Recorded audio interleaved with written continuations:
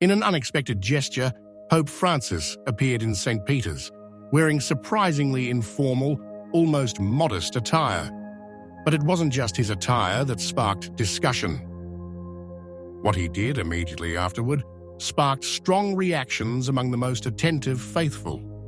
A gesture full of symbolism, which for some could mark a turning point, but which appears quite clearly as a glaring contradiction compared to what the Pope himself has said and done in recent years. What is it really about? Look to the end. Last Sunday, at the end of the Jubilee Mass for the sick, something happened that no one expected. Without any official announcement, Pope Francis appeared in St. Peter's Square, in the so-called Sagrato, the space in front of the high altar from which the pontiff himself normally presides over celebrations. But the real surprise of the week was not the Sunday one. It came on Thursday at 1 p.m. in the silence of St. Peter's Basilica. At an unusual hour, while most of the pilgrims had gone off to lunch, the Holy Father entered through a side door little known to the general public. The so-called Door of Prayer, which connects the Basilica to the residence of Santa Marta. This time again in a wheelchair, accompanied only by his nurse and members of his personal security. The scene took those present by surprise, few, but all the more, struck by the unexpected. What really left everyone speechless, however, was not only the presence of the Pope, it was his clothing. Unlike what happened the previous Sunday, he was not wearing the white papal robe or the traditional solidaeus. In their place, a simple poncho thrown over the shoulders, under which a long-sleeved shirt, probably thermal, and black trousers could be seen. For many, it was the first time that the pontiff was seen in such an informal and modest outfit inside the Vatican Basilica itself. Not a few have wondered whether it was a desired symbol, a conscious renunciation of formal appearance, or rather the evident sign of a more serious physical weakness than expected. The Pope headed to the back of Bernini's baldachin, where restoration work is underway on the chair of St. Peter. He spoke briefly with the restorers, thanked them, then stopped to pray in front of the tomb of St. Pius VI. A simple but very powerful gesture. And this is where the news intertwines with history. Why St. Pius VI? Why this solemn gesture in front of his tomb? The official answer is that the Pope has a great devotion for his predecessor. But the real question, the one that many are asking, is another. Can a Pope considered the most open to reforms show such attachment to the pontiff, who was the symbol of the fight against modernism, the champion of tradition?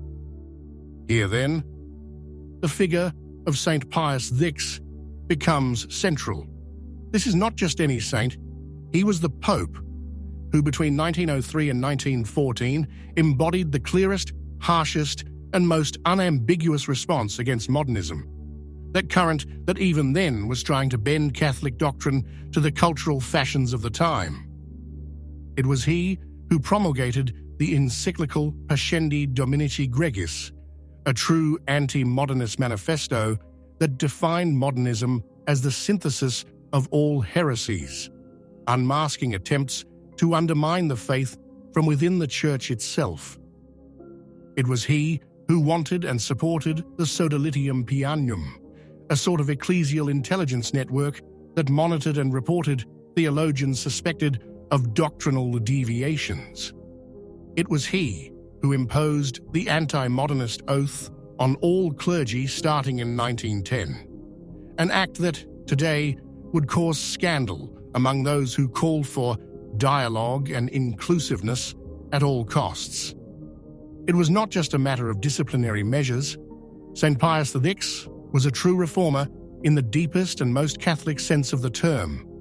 To reform in order to return to the original form, not to deform. It was the Pope who imposed Gregorian chant in the liturgy, who lowered the age for First Communion and Confession to 7 years, who promulgated the Catechism of 1905. Clear, simple, direct, which many still regret today for its solidity and clarity. He was also the reformer of the Index of Prohibited Books, seeking to protect the faithful from corrosive intellectual influences. A strong, direct, pastoral, and theological pope at the same time. The pope that the Society of St. Pius, X, of Monsignor Lefebvre, took as its patron and model, precisely because of his clear rejection of the conciliar and post-conciliar ambiguities.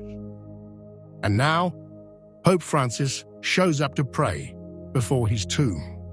For some, a surprising gesture.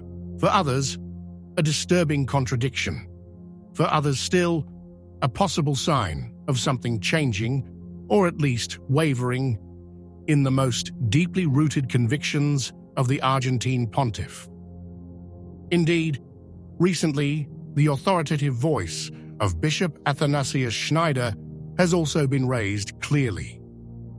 In a blunt interview, he called on Pope Francis to publicly retract certain magisterial statements and documents that, in his opinion, contain serious doctrinal ambiguities.